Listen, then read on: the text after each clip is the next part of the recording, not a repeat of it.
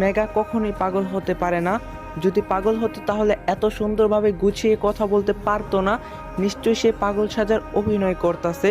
একজন লোক মেঘাকে বলে, কিরে মেঘা, তুই এত সুন্দরভাবে কথা বলতে পারিস? আগে তো জানতাম না।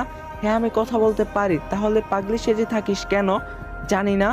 আচ্ছা, তুই যে বলতাছিস এই সাহেব তোকে ধর্ষণ করছে, তার কি কোনো প্রমাণ আছে কি? না, প্রমাণ নেই। তাহলে এমন মিথ্যা অপবাদ দিচ্ছিস কেন লোকটারে? হ্যাঁ, বিশ্বাস করেন, উনি আমার সন্তানের বাবা। উনি আমাকে রাতের আধারে একা পেয়ে ধর্ষণ করছে। ঠিক সেই মুহূর্তে আমি বলে উঠলাম, আচ্ছা, আমি যদি তোমাকে এইসব করে থাকি তাহলে এতদিন বললা না কেন? আজ হঠাৎ করেই বলতাছো? আমি ভাবছিলাম আপনি আমাকে নিয়ে যাবেন, আমাকে বিয়ে করে বউয়ের সম্মান দিবেন। যখন দেখলাম বাচ্চা হবার পরও আপনি আসতেছেন না, তখন সব প্রকাশ করলাম। এইবার রাগান্বিত হয়ে মেঘলাকে সবার সামনে কষে একটি থাপ্পড়